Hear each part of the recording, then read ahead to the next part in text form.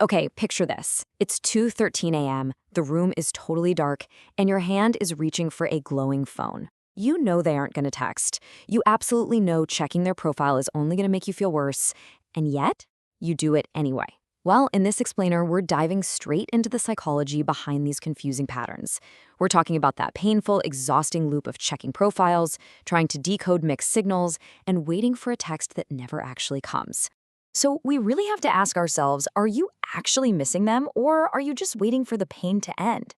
Today, we're unpacking whether those intense feelings are proof of a rare soulmate-level connection, or if they're just the byproduct of a mind trained by uncertainty and occasional attention.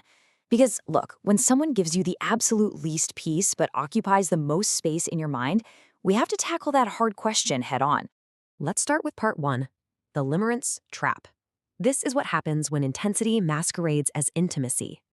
To really understand this, let's look at a classic scenario with two people we'll call Maya and Noah. They meet on an app, text nonstop for 10 days, and then suddenly, he just pulls away. He gets busy, his replies get super short, and Maya is thrown into this incredibly confusing pattern of distance and hope. Now, Maya isn't just experiencing a regular crush here. She's fallen into what psychologist Dorothy Tenevo termed limerence back in 1979. It's an intense state of romantic fixation, a very real emotional dependence on tiny little breadcrumb signals of reciprocation.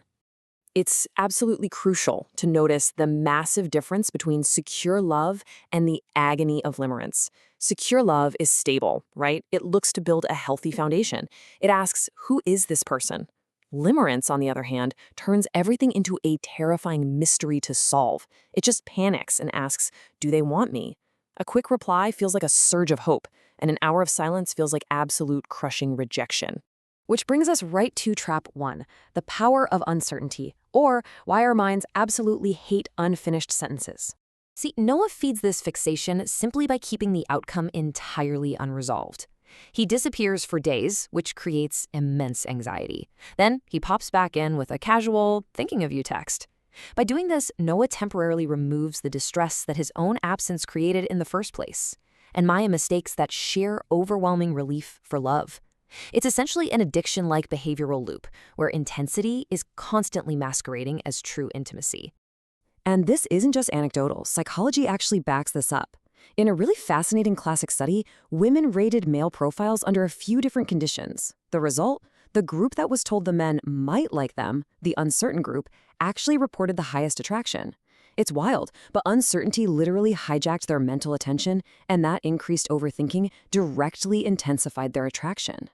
Because the human mind absolutely despises unfinished sentences, Maya makes a very dangerous assumption here. She thinks, I can't stop thinking about him, so he must be the one. But in reality, her brain is just desperately trying to close an open loop. Let's move on to trap 3, falling for missing information. In other words, loving the potential instead of the reality.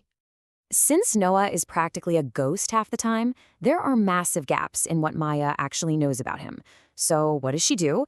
She fills those gaps with a flawless, imaginary version of him. The cold, hard fact is that he avoids her.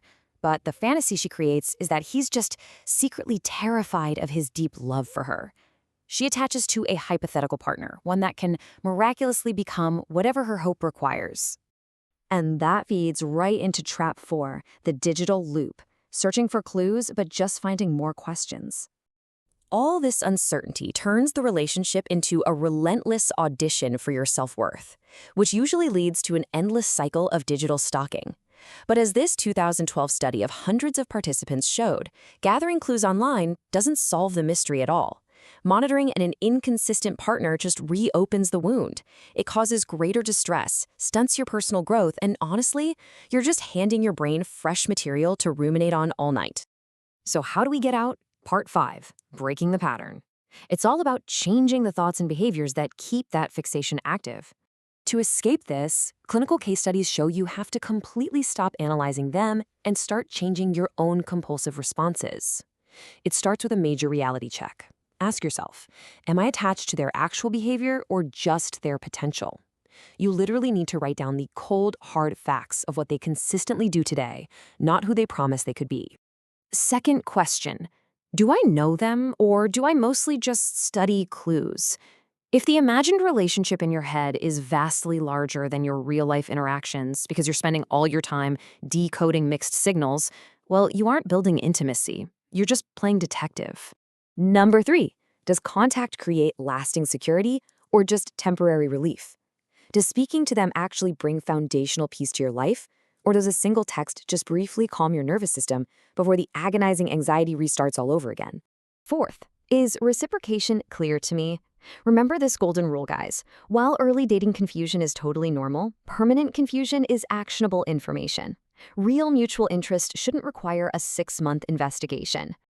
And finally, what is this fixation actually costing you?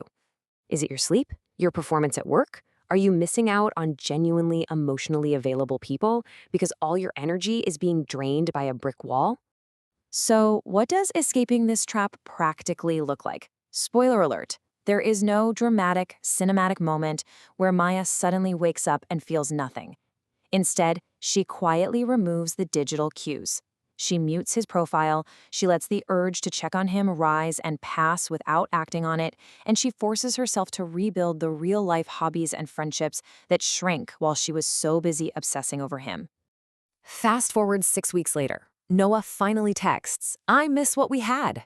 Now, the old Maya would have seen this as absolute destiny, but the new Maya, she recognizes the trap.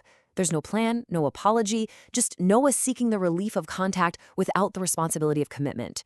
Her true freedom comes the exact moment she stops needing his validation. Ultimately, the person who keeps hurting you might just be a psychological puzzle your mind refuses to leave unsolved. But real grounding love doesn't require you to destroy your own peace just to keep it alive. So I'll leave you with this. Are you still holding out hope for an exception, or are you finally ready to believe the pattern staring right back at you?